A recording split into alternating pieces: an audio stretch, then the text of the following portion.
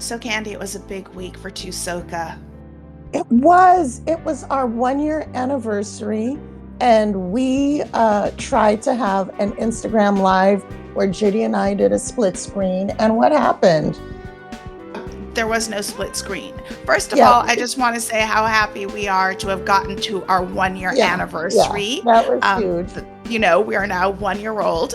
Uh-huh. But we tried and we failed in Right, being able to do the split screen on Instagram. right. Clearly, our technological prowess was not showing up for us Yeah, that yeah. evening. But that being said, we still had people join us and we were Yes, still we able did. to chat. And Give away. I was frantically writing questions in the chat that you would Right, address. right.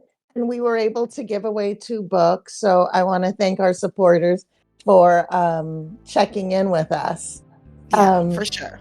We'll be better so next time. We definitely, we promise. will.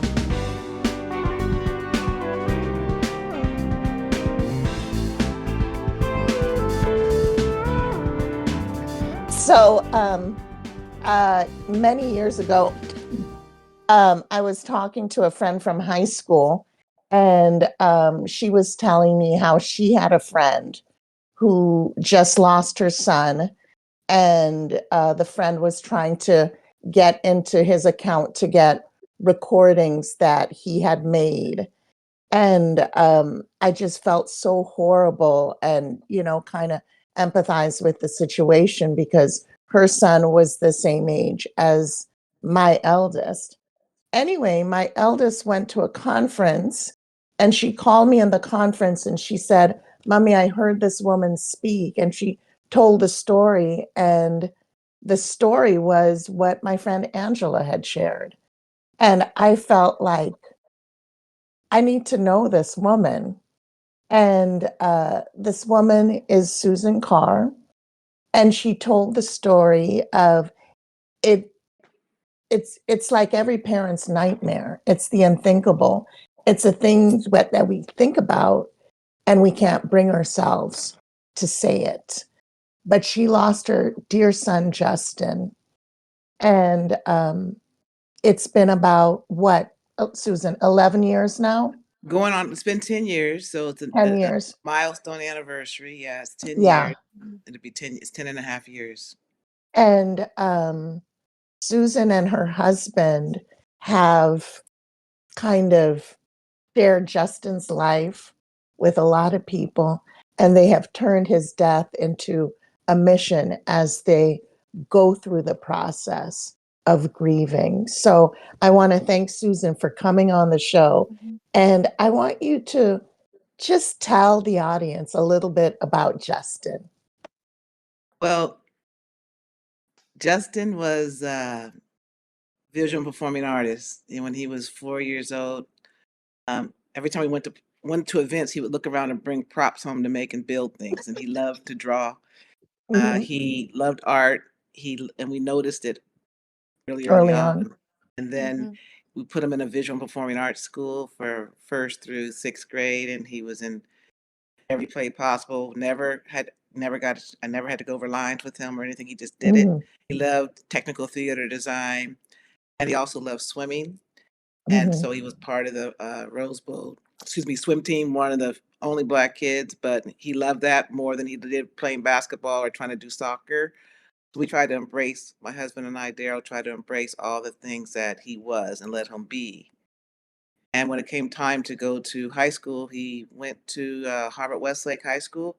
They were just building a new campus up for the middle school, and he wanted to be an architect. So he wanted to go up there and tour it as often as possible. And as I said, they had an extensive visual and performing arts program, and he just embraced it, and we embraced his joy. Mm. Mhm. Unfortunately, on February 22nd, 2013, Justin called me. He was at swim practice up at school, and he said, Mom, I'll see you later. Molly's coming home with me. They were getting ready to try to have Harvard Westlake do a better production of a musical theater than the old ones. He wanted them to do Hairspray. He said he wanted to Mhm. have diversity. He said he was tired of those old plays, so he was going to go see Hairspray with his friend Molly, whose mom was producing it at Pasadena Community College. Mm. Minutes later, get a call saying something happened to Justin. I was at work. And so, I jumped up, screamed, ran to my car, called my husband, and, driving an hour on a Friday to get to the Wow. hospital. And I called all my friends who live nearby, get to the hospital thinking, oh, he has to have stitches or he bumped his head. And Hmm. I got into the Right. emergency room that I couldn't even walk towards my husband because the doctor came to me and said, Justin died. I'm like, what are you talking about? I just talked to him an hour and a Right. half ago. He was 6'3", healthy, strong, Right. happy. Was dancing, they said, before he jumped into the pool. And within a few hours, we found out that he had cardiomyopathy, and My that God. caused his sudden death. We had no idea he had any heart ailment. I took him to the doctor for everything. Hmm. And, in hindsight now, after we've gotten educated and we, started a foundation because he wanted world peace. He wanted everybody to get along. He wanted Right. everybody to embrace who he wanted to be because he said, Mom, it's hard being me. I'm 6'3", I'm black, and I don't play football or basketball. I'm a swimmer and an artist. And so we just embraced Hmm. that. So that was the importance of what I try to instill in all my friends and kids that I meet is find your own balance and don't let other people determine how you act, as my father always said. So it was instant shock because that morning when I dropped him off at the bus, he looked as healthy as he Hmm. did. All the Right. teachers and everybody at school said this. And so sudden cardiac arrest is one of the number one causes of the death on high school campuses. It's Right. sometimes that, as you guys know, being doctors, that can be the only symptom. But then in hindsight, there are other things that we don't think about because they look at somebody, they go, oh, they look healthy. It And he's an looks athlete, fine. so they're Right. going to be healthy. And. So I remember, as I said, Justin was part of all these different cultural groups, and he had been at the student of people of color conference, I think, for NAIS Yeah. as students. Yeah. So I remember Yeah. that next year, because he had made an impact the year before, called us and they said, "Can you come speak to the kids?" And there was like, I don't know, 14,000, something crazy amount of kids all jammed in this major auditorium in DC. And a lot of kids came up to after we spoke because they remembered Justin from the year before. As we're at the airport, kids run over to him, us. One of them was your daughter. And she says, Yeah. my mom knows you. And that's how I Yeah. called Angie when I got back. I said, how small a world is this? Yeah. So that's pretty much who Justin was. He wanted world peace. So we have a foundation that we started called Justin Carr Wants World Peace. And the three platforms are art, because he was an artist, visual Right. performing artist. Heart, we do heart screenings now to make sure no other family or people have to go through what we went through. And peace, just having people get along. This is not something that, you see how the world is right now. He wanted this years Right. ago as a young child. So Right. that's what we do. Oh gosh. That's a lot, I huh? it's and it's hard because like you have gone through the unimaginable, Nightmare. the absolute unthinkable. And it's hard for me not to imagine how I would process that. And people process things differently. Mhm. What made you and your husband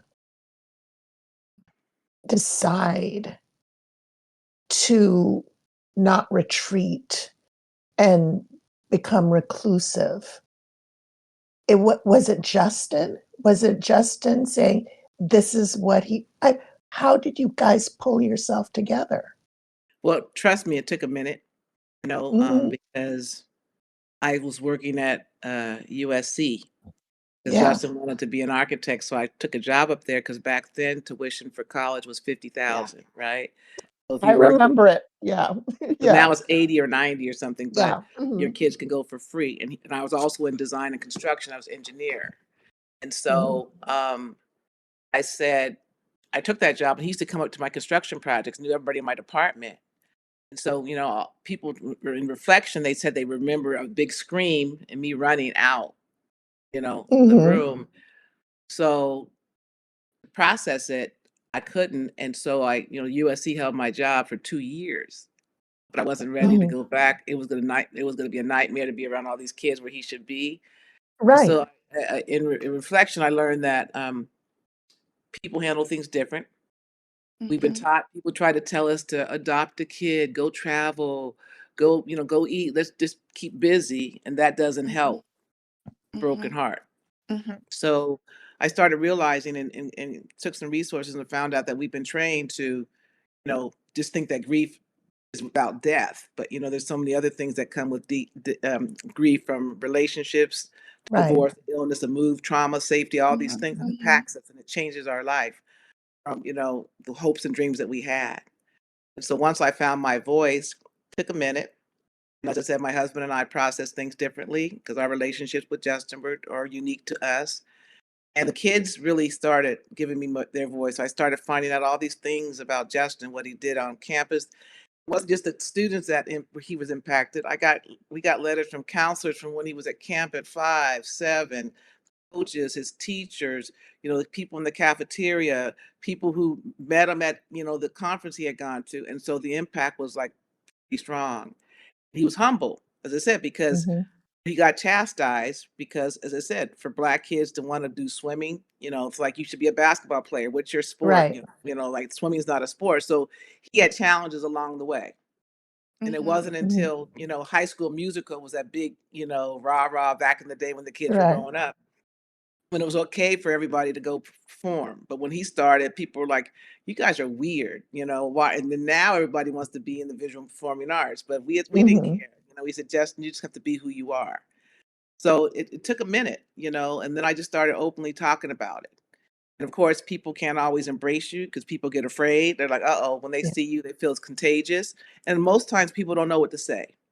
So Right. Mhm. we lost friends and we gained friends, and people that you think should show up Oh, for you, they didn't, and then didn't people that you show don't up. even know, strangers, are my friends. So you got to Right. take it as it is. So I think speaking our truth and not saying we're fine, and we got so many gifts from the kids that helped them. Because can you Hmm. Mhm. imagine Justin was just joking at the pool and he dives in and doesn't come out, and so that's impacted teachers that taught him in that class that day, and Mhm. that chair is now empty, impacted. The bus drivers, everybody, it's like a ripple effect. Right. So what's helped is talking about it and not hiding about it. And I say his name. There's no timeline or method for how we deal with it. Right. Right. Now, S what's something that people have said to you that they think is well-meaning, and it just is like, why would you even say that?" I'll tell you two examples. I had a friend that she lives around the corner, and we walked every Saturday, and I helped her son, find his way through his art.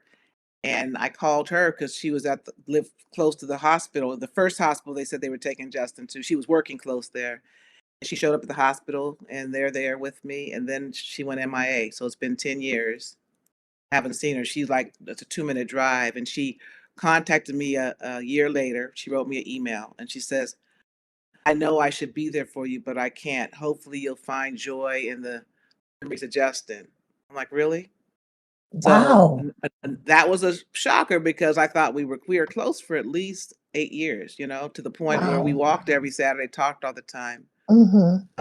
Another person sent us a letter telling us that we should adopt, and here's some links to, adopting a kid from a war-torn country that's coming Oh out here my for gosh. Right. surgery because you Right. guys can, replace the loss. You can't replace No, the you loss. can't replace that. And one other, I think that next year when they were having the senior events for the parents at his school, they invited us. It was painful. It was painful for me to go places. This one other friend called me when she heard we were invited, and she says, "You're not coming, are you? We're going to be all happy talking about senior stuff, and then we're going to see you." Oh, Wow. So those are three highlights of people you think and then people who just say stupid stuff to me. right. Or Mhm. Right. another friend, I mean, Justin was part of the church and the choir, and I don't go. It was too painful because I saw him everywhere when he grew up Right. in it. I finally went. It was like a year after, and I'm just crying throughout the whole service. And after, one of my friends that I've known for years, she comes up to me and she goes, "Aren't you better yet? It's been a year." Oh my god. And I said to her, she has one son, and I said, "Try to, if Nick dropped, what would you do?" And then she just said, "I just can't imagine." I said, "So Right. don't even think that I can." Because you see me Right. smiling or out doesn't mean that the loss, Right. that loss, Justin, I carry every day. People Hmm. think, oh, she seems happy. She's out. Let's keep her busy. Let's keep her moving and she'll be okay. No. That's not how it is. Yeah. Susan, Yeah. thank you so much for coming on to share this story with us and just sharing Justin with all of us. Hmm. It sounds as if clearly there was such an impact that this young man made on so many people Hmm. that everyone experienced this tragic trauma when he left us. Hmm. His classmates, his students, the bus driver, it's Hmm. just so many Hmm. people felt his loss. And I'm so glad that they were able to share their feelings with you. Not that it would make anything better, but that to know that other people were missing him, to know that other people Yeah. were impacted by this. Um, I don't know. I'm trying to wrap my head around this. I'm trying to think of it from a therapeutic perspective. I'm thinking of the stages of grief. I'm thinking of so many different things. And it's so hard, but I'm so appreciative of you being here to Hmm. share this with us. Yeah, so, regarding the stages of grief, people think like, what part are you in? But really, Oh, the way I look at it, there aren't, because I think that Kubler-Ross talked about that as far as for people that had uh, illnesses that weren't going to be cured, incurable. And so how Hmm. did mm-hmm, they feel, but not for the living, so mm-hmm, people who have to live and reflect, as I said, teachers. So 10 years later, every February, one of Justin's friends, she's now a singer-songwriter. She travels the world, and she told me this past February that every February around that time, her body starts aching and feeling weird because Justin talked to her that day, and then he was gone. And so she said to me that Justin was the only person at school who thought she could sing. He mm, told Wow. her, "You're," she said, now, as I said, people's eyes are gawking now because she's all international, right? She Right. followed her right, dream.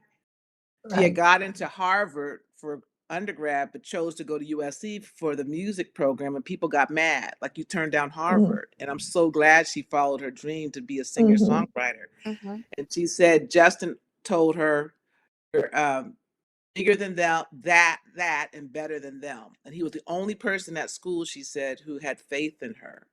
10 years later, the ripple effect still too. Another right. student who was a dancer, and they had added wanted Justin to be in this, to be the guy to help lift these ballerinas or whatever. And I didn't know her, but she wrote me this year too. And she said now she's in medical school. She wants to be a cardiologist because of Hmm. Justin. And so just this last week, another mother sent me her son was in sixth grade with Justin. He just got his PhD in math at UCLA. He thanked everybody, and in there, he thanked our family. Justin was only in class with him sixth grade, and Hmm. thanked Justin for instilling in him the value of helping others. So you don't know 1 year he had with this kid. Right. Wow. But So look the at the ripple, legacy. the legacy. Hmm. That is just wonderful. No. You think of like a 15-year-old. Oh, they're a child. They haven't really done much yet. And Yeah. yet in Right, Justin's in Justin's life, he had done so much for so many people that like he's forever part of their journey.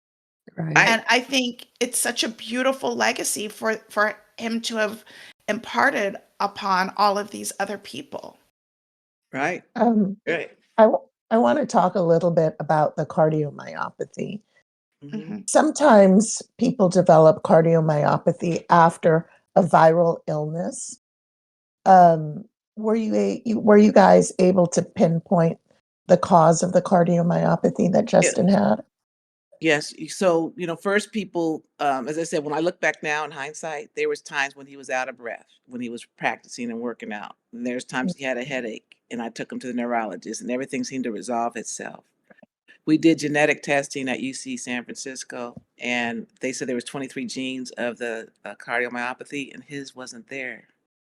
So we're thinking he had a growing spurt, at some point. Mhm, He did have a cold a few weeks before, and I took him to the doctor, but it wasn't the viral type that he had. mhm, So what the coroner said, who was my best friend, because I called her every day, like, why? He had this mhm. beautiful body, Yeah. but just the muscle thickness. She said the muscle Right. thickness was thicker than a well-trained athlete. Those were her quotes.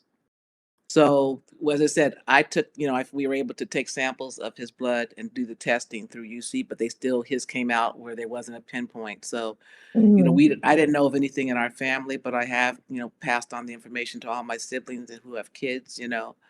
But mhm. as I said, in hindsight now, yeah, there were dizzy times, but I took him and he didn't have it. And so when I talked to Mhm. um, his doctor, I'm like, so now they do screening. So what's happening is you go to the doctor and they check your blood pressure and your height and your weight, and then you're good to go. Right, Now we do different testing. We do the echocardiogram, which really right. he should have had, which he had when he Yeah. was younger, but it was normal. And the ECG, we have this machine that does a 17-point check, and in like Mhm. few seconds you can figure out if it's long, if there's so many different Any ailments that kids can have. abnormalities? Yeah, yeah. Right. We didn't know that. So now those are part of the routine checkouts, which should be, Mhm. because especially in our African American kids are more likely to have it than white kids, a higher percentage. And every time we've done heart screenings for our foundation, we find at least 13% of kids who need to have further study. And that's huge. Wow. But growing up and raising him, I took him to the doctor for everything and didn't know Right, that this could even exist. Because on the Right. surface, 6'3", strong, healthy athlete, a junior Olympic swimmer, right, must have a perfect body. He right. didn't. But, when I think about that situation, I think about LeBron James' son, Bronny, Mm-hmm. who had a cardiac event. Mm-hmm. And was he defibrillated? They never say. See, they're not saying, but I think he had to be. Uh-huh. We not. I heard not on the campus, but I'm sure the paramedics or something got there quick. That's real hush hush right now. I haven't really heard.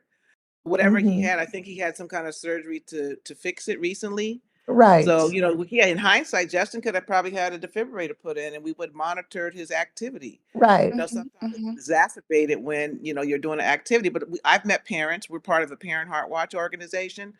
I know 150 parents. Their kids died of a sudden cardiac arrest, Mhm. cheerleading, sleeping in their bed, riding the tram to college class, opening up Christmas gifts, playing basketball, so many different areas, and they all succumb to sudden cardiac arrest. So, Right. we're trying to just push the information out there. Right. When Candy, I do was you go remember? ahead. I'm sorry, do you remember we were back in high school and one of our classmates had an issue on the track and paramedics were called and hospitalized. I can't remember the details, but I know it was something related to his heart. Well, remember, I wasn't an athlete, so I wasn't on the track, so I wouldn't know.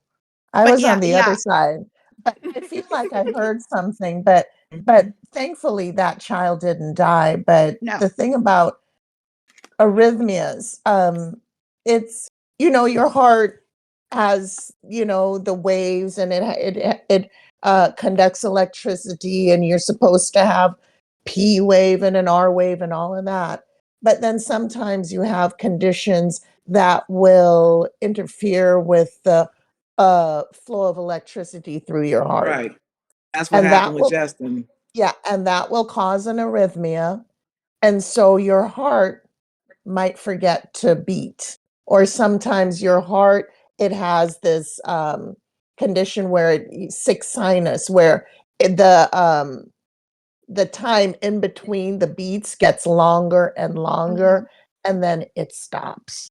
And that can be due to cardiomyopathy, an aberrant pathway, and defibrillation. That's like on TV where you put the things on the chest. It kind of will shock it and Mhm. kind of Mhm. remind, like it's almost like a slap in the face. Your heart, remember to beat.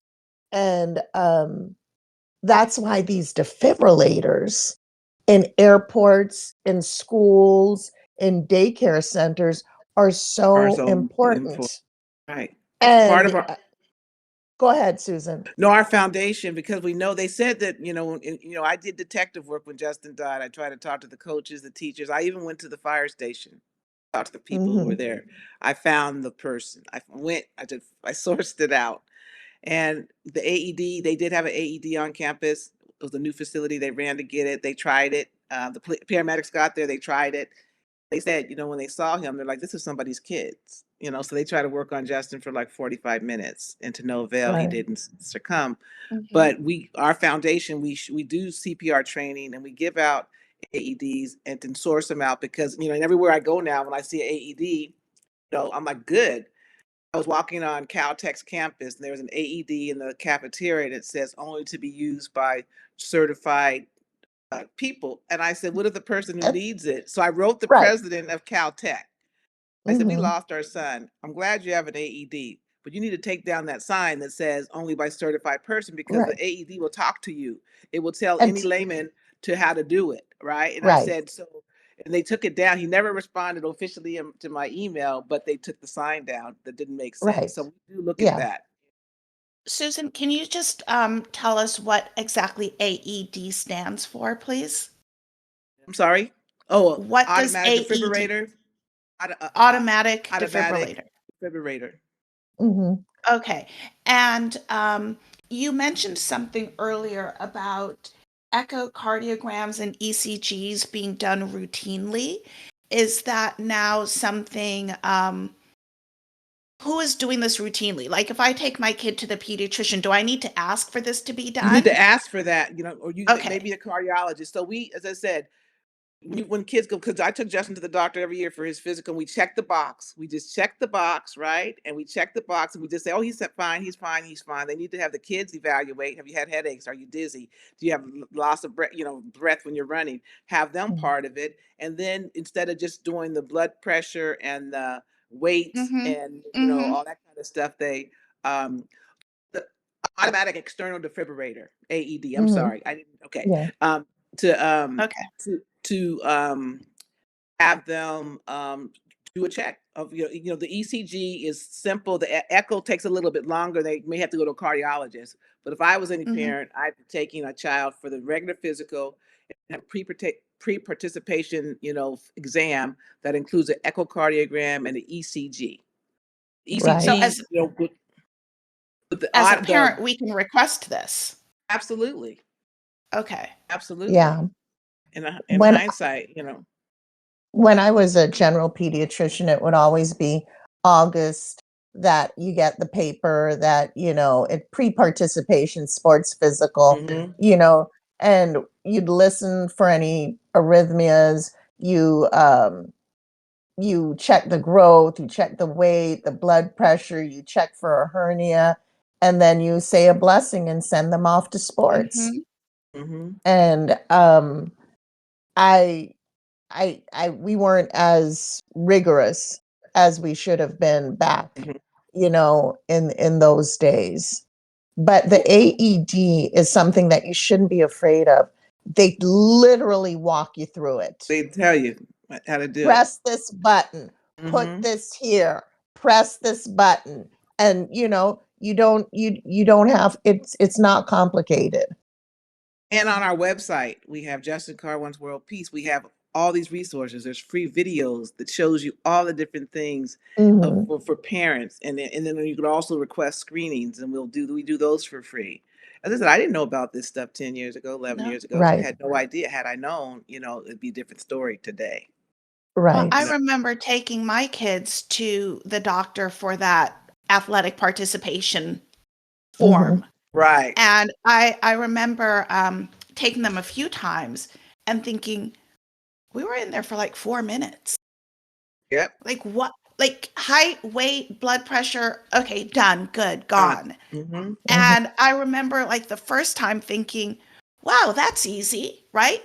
Like, okay, this isn't taking up too much of my time. But in hindsight, it's like, but wait, are you really looking at my child right now? Are you Right. really considering these other things that need to be done? And the answer to that is no. Well, don't badmouth doctors, but No, I'm not, but I'm saying I'm not bad mouthing them. uh-huh, But what I'm saying is if a parent doesn't know to ask the question, it might not get done. So Right. it's right, about advocating for yourself and for your kids. right. And like Susan was saying, in hindsight, Justin was out of breath and things like that. But the thing is, you probably thought, oh, he worked out really hard. Well, I took him Or, to the doctor. Yeah, they said, oh, "Oh, uh-huh, ask what do they call it? Workout conditions. If you're running, uh-huh, lapping 20 times, you're gonna be, right, you know, uh-huh, Right. and then it resolved itself because, as I said, I questioned the coroner, I questioned his doctor, and she said now she does the regular mhm, ECGs and echoes, right? Uh, I did it all, and as I said, the firemen. I went down and sat in their station until they all came back to find out who was with my child. And the Mhm. last guy mhm, that came in talked to me. I had to do it because that's just who I am. right. In Yeah. hindsight, now, yeah, I took him to the doctor. I took him to neurologist. He did one time. He said he said, "Mom, got off the bus and my heart was racing. Boom, at the ER." They look at him. Mhm, Oh, okay, you feel fine now. Look, you look great. You're right, happy. right. So Right. in hindsight, I wish that I would have thought to do Yeah, other. So let yeah. me ask you, Candy. So let's say, you picked up on those signs. You go to the emergency room. What do you do then? Because you've got this strapping young man. As a physician, is this like, does this child need a pacemaker? What are the next steps? I think as a physician, it would be a nightmare to miss something that eventually cause the death of a child. And if a child were to go to the ER with those complaints, what they would get would be a referral to the cardiologist.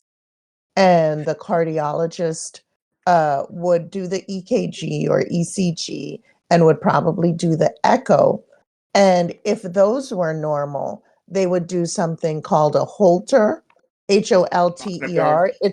It's where you monitor. put you put the kind of electrodes on and then you kind of wear it on your belt and it monitors for Mm, cardiac events. Because okay. sometimes, it's always like I was feeling this way, but now I'm fine and the exam is perfectly normal. Right, right, right. Okay. So, and you would wear it for about 2 weeks, and that would monitor you when you're sleeping, when you're walking. And, there was a time, I think in 2012, where I was having palpitations. And I had a Holter monitor that I had to wear for 2 weeks. Mhm, mhm. And well, I that was due to stress, and it wasn't anything dangerous. And the doctor recommended exercise. You remove the stress, and it went away. Mhm. But it would be it would cause an escalation to the cardiologist. Okay. And most pediatricians, when we refer to the cardiologist, we kind of like breathe a sigh of relief because we don't feel the burden of trying to figure stuff out. Because cardiology is tricky. That was like my least favorite rotation in when I was doing pediatrics because it's tricky and there's a lot of stuff to remember. Right.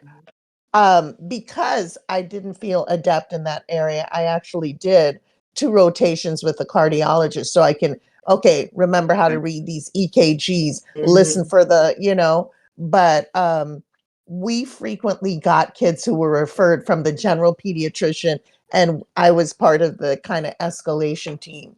And most of those kids ended up being fine, but the ones who weren't fine sometimes would require an ablation where they go in and they kind of Oh, zap the area that is kind of conducting incorrectly so that the heart can conduct correctly. Or, and this is a new thing since I was done with residency, you can actually put a pacemaker in or a defibrillator, Mm, mhm. implant it so that if they're exercising and something happens, it Right. detects it and yeah. okay. I will say That's there's hesitation too. I said we were at a paper game, big signs, free heart screening, screen your teens from age 12 to 24. And people were just walking by, they didn't want to do it, right? So we're trying to encourage, people. And as I said, we had 5 people from that, and we only did like 24 that night who had Mhm. other issues. And then the parents, because of HIPAA, we don't know. We just hear like our tech will say that, this person needs the doctor wants to refer them to, further Mhm. study. And I remember some people don't want to know. There's a lot of Right. them that will, Mm. at least the elite athletes, then I can't play my sport. So you're messing Right. me Yeah. up. So we have that kind of Right. hesitation. And Right. the fear of like, what are you talking about? This is not my son, my daughter. And it happens, at different age. You hear Mhm. stories every week because every Mhm. day someone's dropping somewhere. One in 300 Mhm. kids on a campus, high school campus, on a school campus has it that doesn't know. And then every, Mhm. Mm. so many minutes we're dropping. You get stories every day. 11-year-old dropped on the field. Kid collapsed while running track. Kid didn't wake up. I hear the stories every day. I get Right. them. Right. But I Right. Right. just want to awareness. And Yeah. I remember our first screening, and we didn't know what we were really doing. We knew technically what we were doing, but we asked for a $25 donation. This Mhm. mother comes in with her to buy supplies. She comes in with her 2 daughters who were elite soccer players, and they were at a highly resourced high school because I knew the name.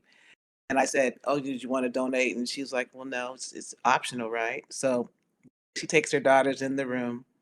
They were in there the longest. She comes out crying. She falls into me. That the tech told her to get her daughter to the ER now, like ASAP, because whatever they saw was that kind of serious. So she said she was embarrassed that she even questioned the $25 donation. Mhm. She was embarrassed that had they not come, they might not have known. Pretty Mhm. much saved her kid's life. Wow. Can't you can't put a value on No. knowledge that's gonna save your life. No. Wow. I want to go back to something that you mentioned earlier about Kubler-Ross stages of grief. Mhm. As a therapist, I've learned like that's a really great like baseline foundation for helping people to understand grief. But I also want to remind people that they might have feelings, emotions that are so outside of those stages of grief, and to normalize the fact that everybody grieves differently. Mhm. It's not linear. Nope. It's definitely much more of a roller coaster, and it's okay. So if somebody's like, oh, you should be at this stage or this stage or this stage, you need to put that out of your mind because we all process these things differently, and it's okay to do it differently, and to just do what makes sense for you, not to feel Right. like you have to follow a script for your grief. um And even in yes. communities too. So we hear about trauma all around the world, and it affects us. We even though the unarmed black people getting shot, people getting mass murders, we become immune to it.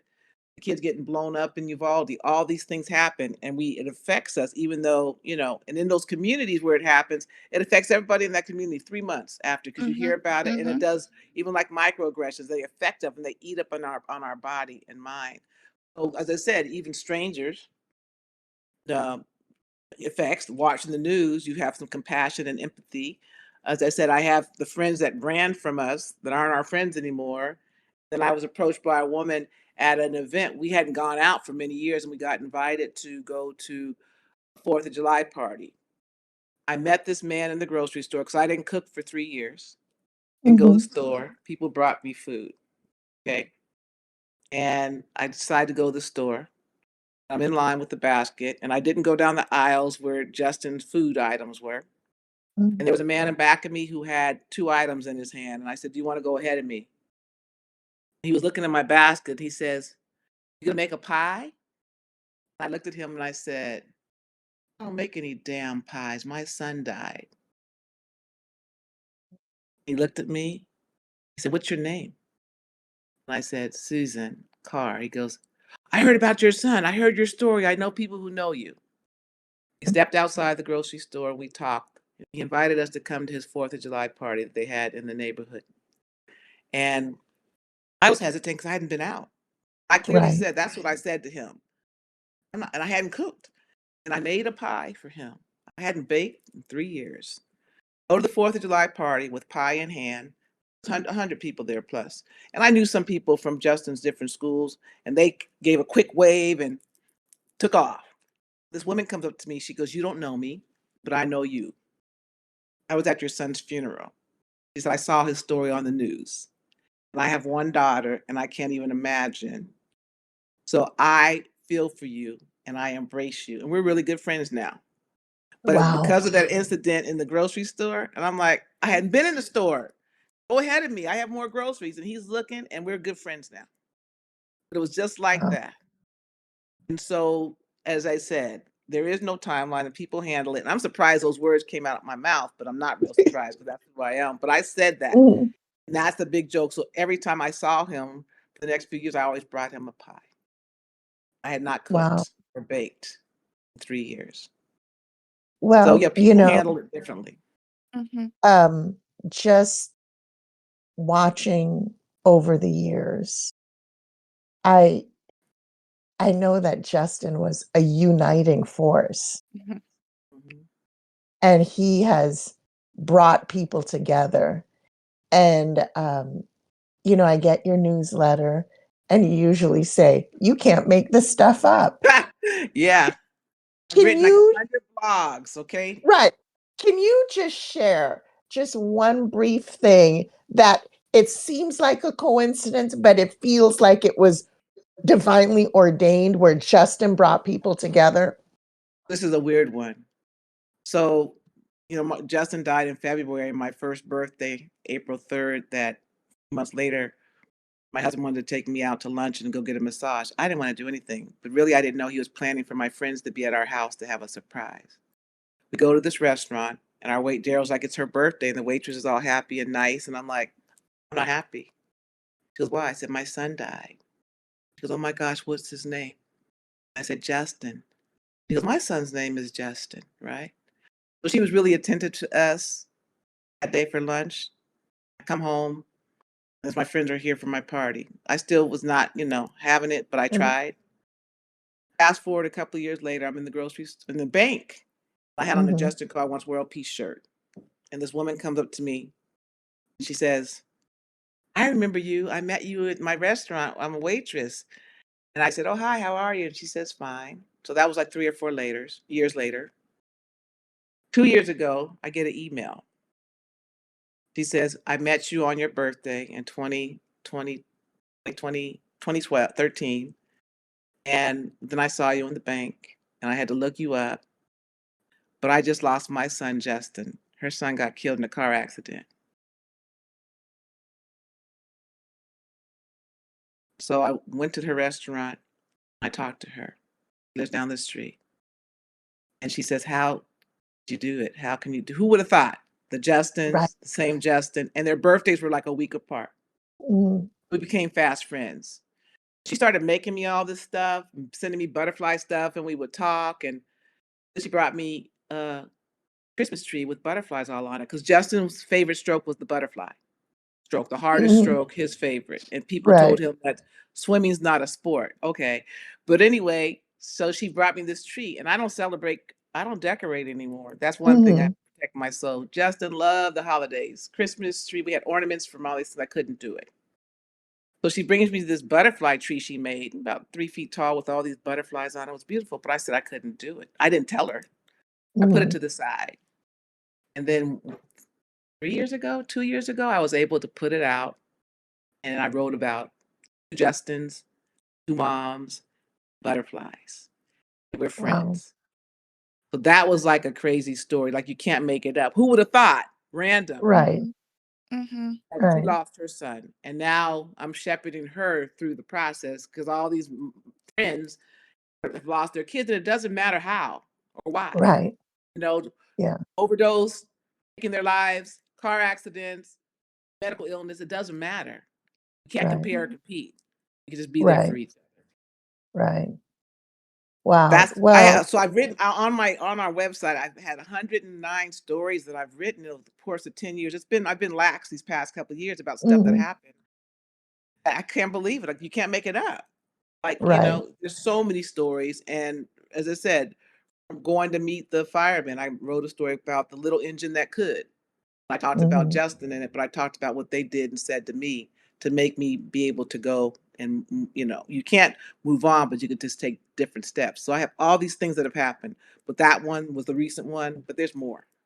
Right. Now, what is your website in case people want to follow your It's your your called stories? Justin Carr Wants World Peace because when he was 4, he asked God, he got to bless the food, my husband said, and Justin said, help us achieve world peace. When he Hmm. was 9, he wrote a letter to Santa Claus saying, uh, all I want for Christmas is world peace. And we have that note. We used to leave a note by the fireplace. You remember that? We have that Mm-hmm. note that he wrote. So with that, that's kind of what we do. And we have, Mhm. our competitions for the kids. We give out scholarships. We have the kids write what their version of peace is. And these kids, 5th grade, 6th grade, writing stuff about their neighborhoods and what they go through and how they want to find peace. They put videos together. It's just like amazing that everybody, the things that have happened and how Justin's impacted. I know we probably have to go soon. I have either you could listen to you talked about the phone, trying to get into Justin's phone Yeah, because I didn't know his password. I knew it before and he got mad at me 2 weeks before. He changed changed it. it. I really want to thank you for sharing about your baby boy, and even though he was a strapping young man, Hmm. and sharing about your grief journey that you'll be on until the day you die, Every and day. the impact that Justin had. What a remarkable young man. And thank you for sharing so generously. He did the artwork that's behind me, and he was a Yeah, I self-taught know. Yeah, I artist. was gonna Yeah, ask about that. Yes. I know. And then Justin is self-taught. over your shoulder. Yeah, Yeah, yeah. that's my. Oh, there he Uh-huh. is. Yeah. Yeah. Thank So you He so loved. much, You're Susan, welcome. Thank you, for guys. just sharing and being vulnerable. And it's my hope that when you speak of him and people hear of him and they feel the essence of this person, that he lifts us all up. mhm, Um, and it's because of him that you're able to lift so many up yourself. yeah.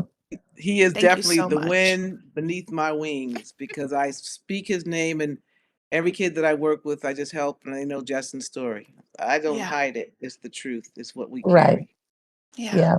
Thank you so Thank you much, so Susan. much. Thank you. Have a Bye-bye. wonderful day. Okay, you guys too.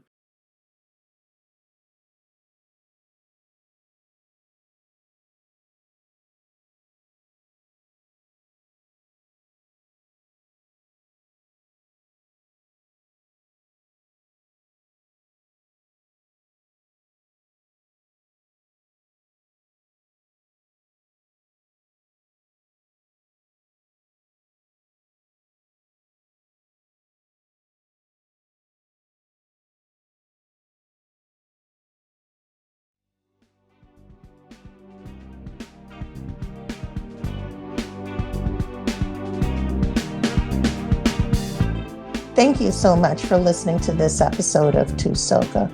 Please remember to like, follow, and share.